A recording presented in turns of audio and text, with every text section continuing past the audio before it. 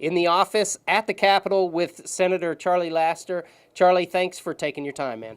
Hey, it's good to be here and appreciate you coming into my office where I spend a lot of time reading bills. So it's probably good that people see this once in a while. That's right, and always welcome up at the Capitol to visit with Senator Laster. Are we his constituents?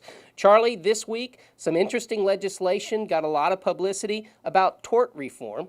I know you're well versed on that. Tell us exactly what that legislation's all about. Well, this is a comprehensive bill that touches on various things within lawsuits.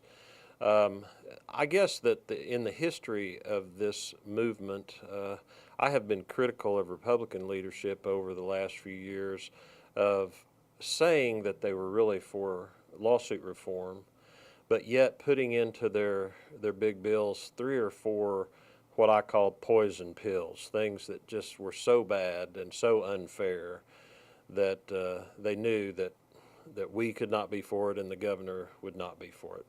By keeping the issue alive for many years, they continued to use that as their number one fundraising issue, and I was critical of them for that. Now it appears that for the reason, I guess, that they're in the majority, the Republican leadership in the Senate is in the majority for the first time, that they actually decided to sit down and in good faith try to negotiate a bill without poison pills in it. And I applaud them for that. As critical as I have been for that activity in the past, I think I need to say at this point, at least I think they're trying to do the right thing. I have not completely reviewed the bill yet. It hasn't been presented in the Senate yet. But so far, I think that it is a very tough, very comprehensive bill. I think it is probably a little bit too one-sided, if you will, in favor of the insurance industry. But if we can get this issue off the table for a long time, then I may very well be for it. But I'll have to read it further.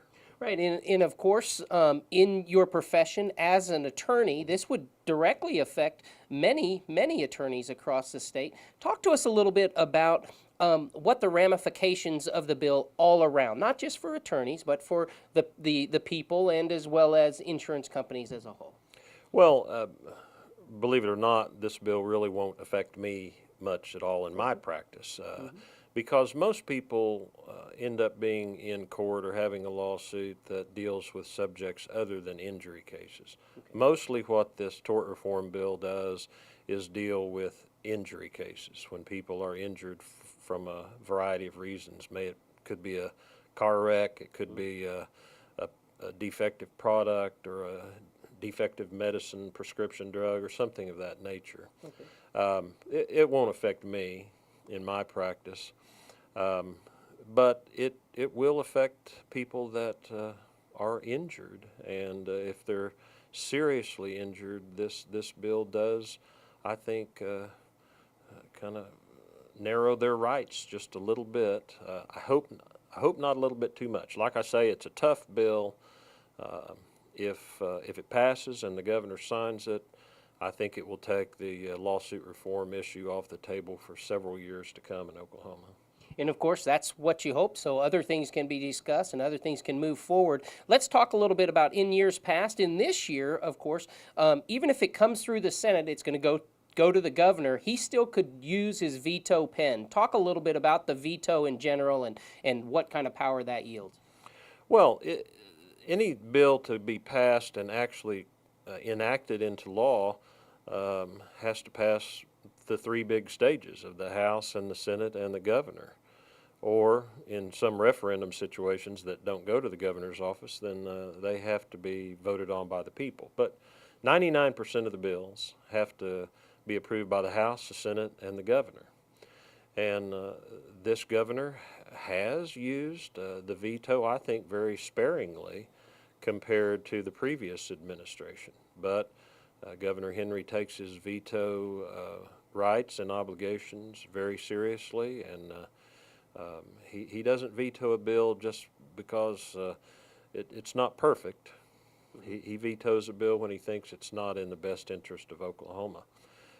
Governor Keating who was a Republican and had a Democratic House and Senate, used his veto hundreds of times, literally. And all of his vetoes were sustained by the members and the Republican members in the legislature.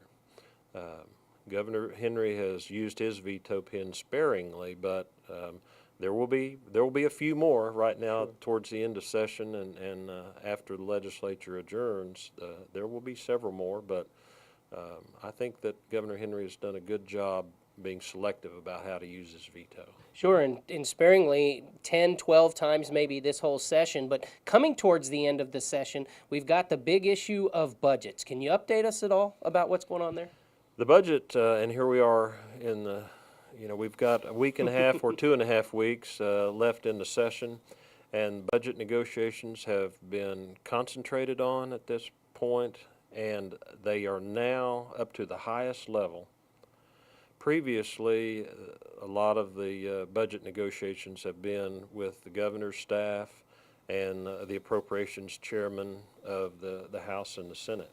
Now it has been ramped up to where the budget negotiations are directly including the governor, the Speaker of the House, and the President pro tem of the Senate. Those guys want to get a deal done.